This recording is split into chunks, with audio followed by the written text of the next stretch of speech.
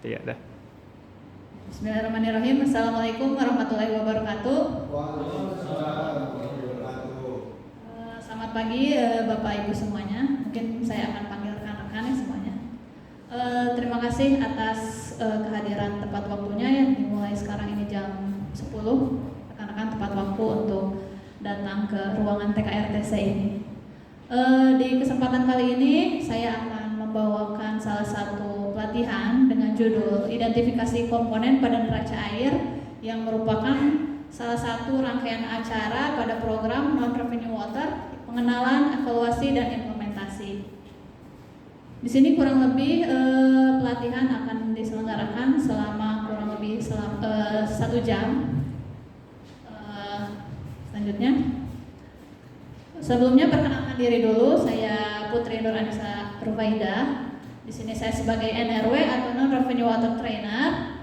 Terkait pengalaman kerja, mungkin pertama saya sejak dari 2017 atau kurang lebih 5 tahun sudah berada di program TKR, kemudian menggeluti Non-Revenue Water Control and Management Non-Revenue Water, kemudian berbackground pendidikan di teknik lingkungan dengan spesialisasi water treatment proses atau pengolahan air. Di sini mungkin untuk ngobrol-ngobrol terkait NRW bisa menghubungi di email saya atau nomor WA saya terpampang di depan. Terus kemudian pertama-tama kita safety induction dulu dan pemaparan tentang peraturan di pelatihan ini. Di sini di ruangan ini di TKRTC ini area PDAM TKR terdapat beberapa titik kumpul apabila terjadi peristiwa darurat. Ada 3 titik kumpul yaitu di depan pos security, di depan satuan usaha curah dan di depan PTKA.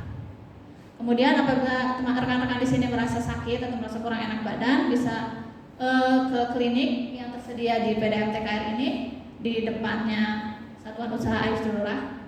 Kemudian terkait peraturannya di sini rekan-rekan ya, supaya kita semua bisa tertib. Di sini adalah ruangan bebas asap rokok atau bebas asap vaping juga ya. Jadi tidak boleh merokok, tidak boleh vape, dan tidak boleh membuang sampah sembarangan. Di ujung kita sudah sediakan tempat sampah di ruang sebelah dan di pojok paling belakang. Jadi untuk teman-teman nanti pada saat istirahat coffee break dan makan siang, untuk sampah-sampahnya bisa langsung disimpan di tempatnya. Untuk pelatihan identifikasi neraca air ini ada beberapa tujuan.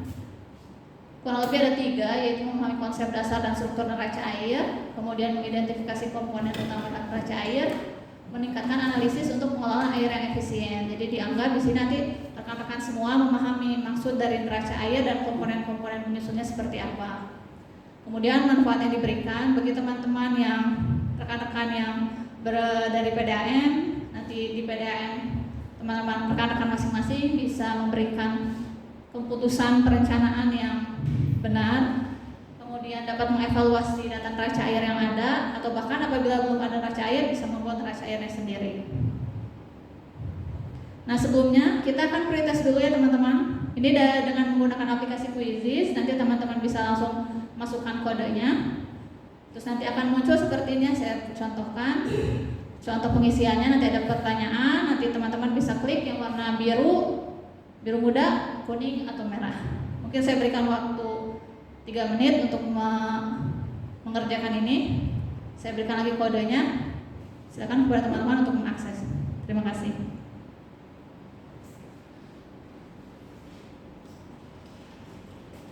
Baik teman-teman, terima kasih atas kesediaannya untuk mengisi Quizizz.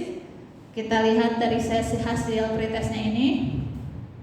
Dilihat di sini dari total di sini ada 20 peserta. Yang paling pertama itu yang banyak warna hijaunya dari 10 pertanyaan. Ada 7 pertanyaan yang benar, yaitu Ibu Amel.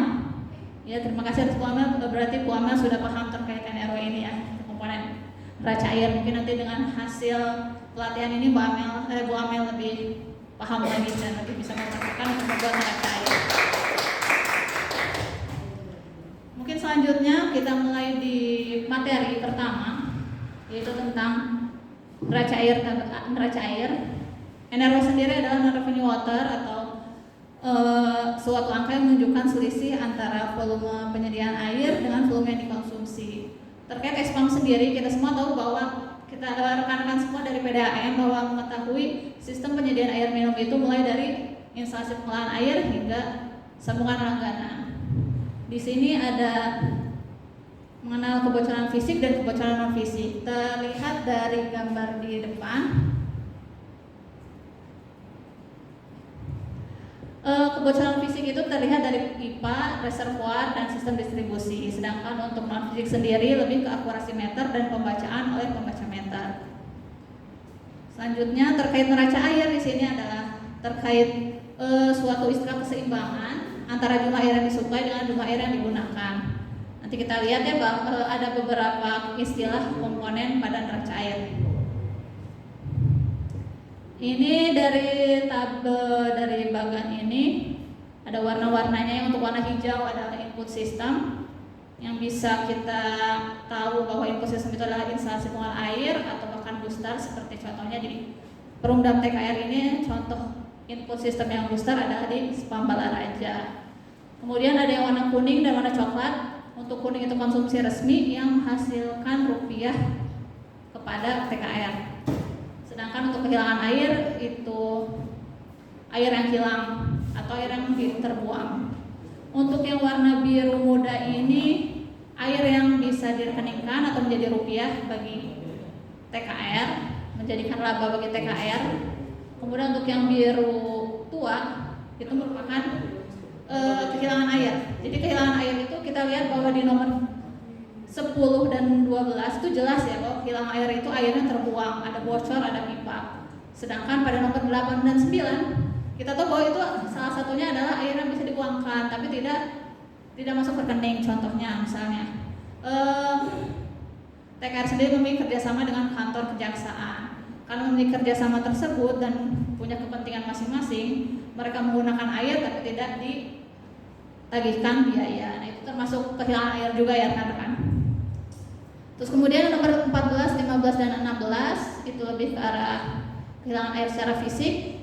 11 dan 12 itu terkait akurasi meter dan oleh pembaca meter. Mungkin sekarang ada sesi diskusi dan aplikasi.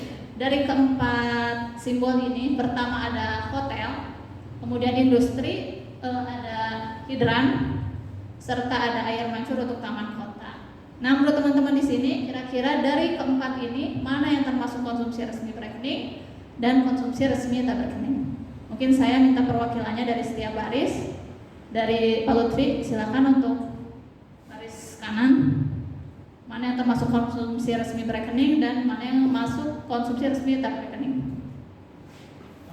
Baik, jadi kalau menurut saya konsumsi resmi berekening itu yang hotel dan pabrik. Lalu konsumsi resmi tidak berekening adalah hiburan dan air mancur. Alasannya karena apa, Pak?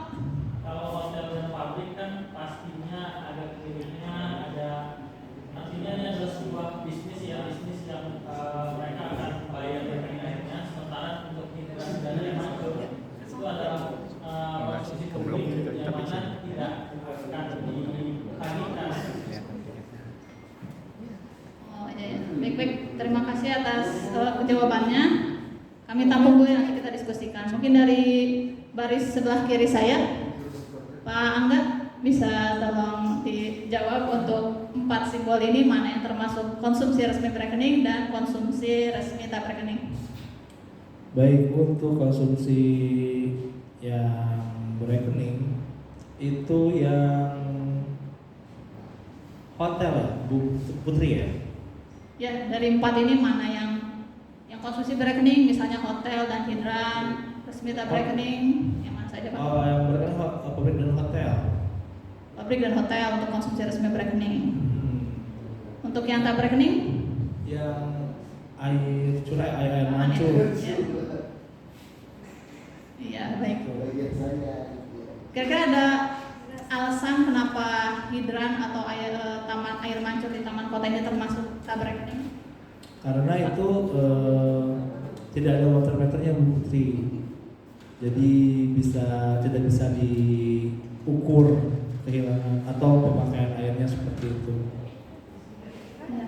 Baik. Ya, terima kasih Pak Angga atas jawabannya. Jadi tugas kepada Pak Angga dan Pak Lutfi, mari kita gabung diskusi bersama ya. Sesuai pada tabel sebelumnya yang rekomendasi IWA di Permen PU 18 tahun 2027 bahwa tadi konsumsi resmi berekening dan konsumsi resmi tak berekening. Di sini itu berekening berarti istilahnya ada sambungan langganan, ada rekening yang diterbitkan. Sedangkan untuk konsumsi resmi tak berekening resmi tapi ada pemakaian air yang dia pakai tapi tidak ditagihkan. Sebenarnya dari kasus ini ada banyak jawaban. Kita diskusikan untuk yang hotel dan industri, tadi jawaban Pak Angga dan Pak Lutfi itu termasuk konsumsi resmi berekening.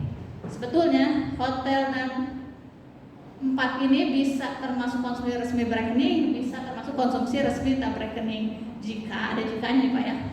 Untuk hotel, contohnya tadi, dia termasuk konsumsi resmi tak berekening itu kalau misalnya kita ada misalnya TKR memiliki kerjasama dengan hotel, misalnya JHL ya Pak ya, dia memiliki kerjasama antara JHL dengan TKR, tapi karena ada memiliki kepentingan masing-masing yang dia memakai misalnya 1 bulannya 100 meter kubik, tapi karena mempunyai kepentingan, PDAM mempunyai kepentingan di JHL dan JHL punya kepentingan di TKR, maka si 100 meter kubik itu termasuk tidak dibayarkan, maka itu termasuk konsumsi resmi tak berekening. Jadi tergantung situasi.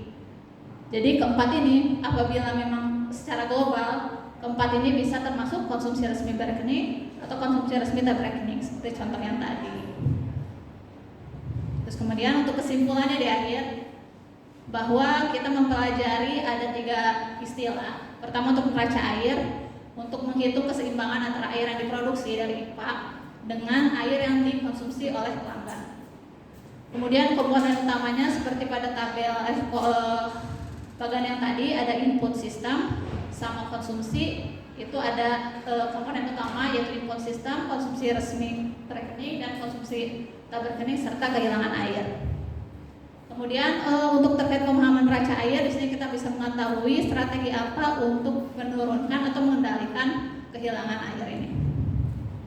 Kemudian ini ada proses yang kebetulan prosesnya ini berbentuk project, nanti agak panjang untuk jawabannya, mungkin teman-teman bisa diisi nanti malam, dikumpulkan besok jam 10 nanti nanti dari panitianya akan menghubungi teman-teman jika belum di-input.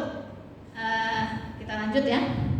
Terakhir ini ada quotes, every drop counts when measure, monitor, and manage. Jadi maksudnya setiap tetes air yang keluar dari keran, dari pipa itu jika diukur, dimonitor dan dikelola maka akan mengurangi pemborosan atau bahkan meningkatkan pendapatan bagi pegawai-pegawai PDAM itu sendiri. Mungkin semuanya terima kasih atas perhatian dan kerjasama asistensinya. Wassalamualaikum warahmatullahi wabarakatuh.